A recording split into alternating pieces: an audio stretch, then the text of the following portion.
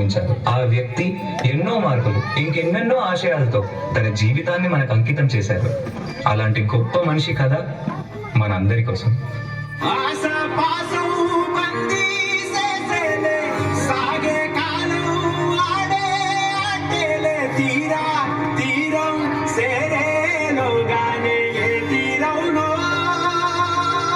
నమస్కారం మాస్టారు. పిల్లలు, ఈ ప్రశ్నకి మీలో ఎవరు సమాధానం ఇస్తారు? నేను చెప్తాను మాస్టారు. భీమరావు, ఆగిపో. నువ్వు ఆ బెల్లాన్ని తాకితే దాని వెనకాల ఉన్న మా భోజనం మైలైపోతుంది. నువ్వు కూర్చో. నువ్వు వెళ్ళి రాయి భీమరావు.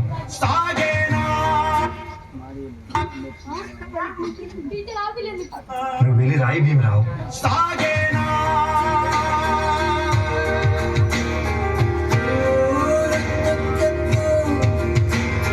జీవితంలో నువ్వు చాలా గొప్పవాడి అవుతావు భీమరావు.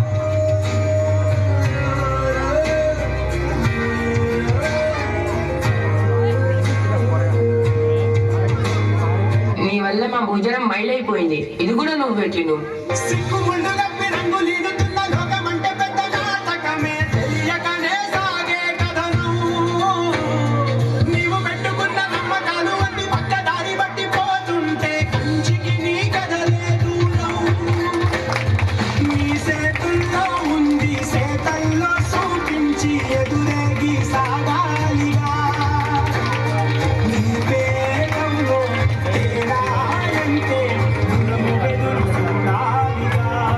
చాలా దాహంగా ఉంది.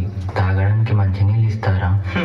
నీలాంటి వాళ్ళకి అదిగో ఆ మురికి నీళ్ళే, వెళ్ళి తాగు.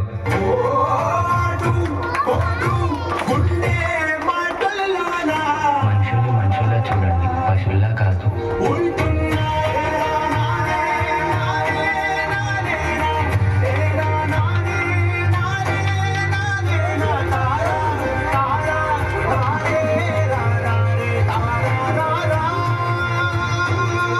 నువ్వు ఎవరికీ తల వంచకూడదు.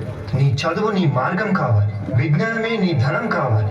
నీ వాళ్ళ కోసం నువ్వు ఒక దీపంలా నిలవాలి. నీ కృషి, పట్టుదల, దీక్ష మన భారతానికి రాజ్యాంగం కావాలి. ఇప్పటి నుంచి నీ ఇంటి పేరు నా ఇంటి పేరు అవ్వాలి. అందరూ నిన్ను అంబేద్కర్ అని పిలవాలి. సరేనా భీమరావు?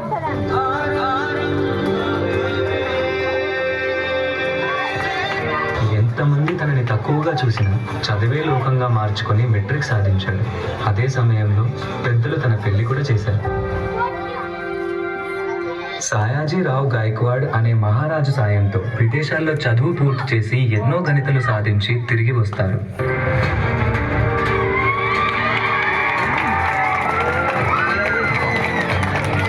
ఇన్ని సంవత్సరాలు గడిచినా ఈ ప్రజలు మారలేదు, మా బ్రతుకులు మారలేదు. ఎలాగైనా మా తలరాతలు మార్చే దేవుడివి నువ్వే కావాలి బాబా.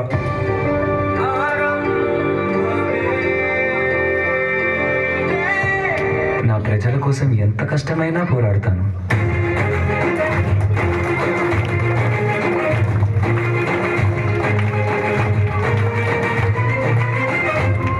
భారత రాజ్యాంగం యొక్క మూసాయుధ కమిటీ అధ్యక్షుడిగా మిమ్మల్ని ఎన్నుకోవడం మాకు చాలా సంతోషంగా ఉంది.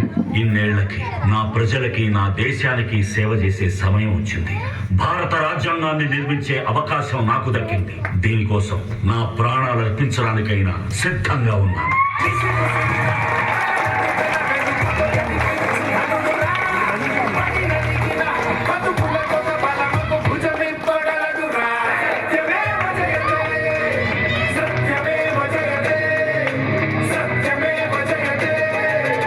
అంబేద్కర్ ని ఒక ప్రాంతానికో, ఒక కులానికో, ఒక మతానికో పరిమితం చేయలేదు.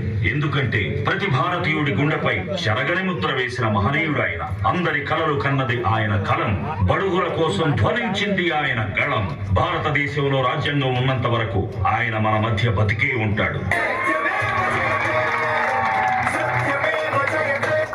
బరోబర్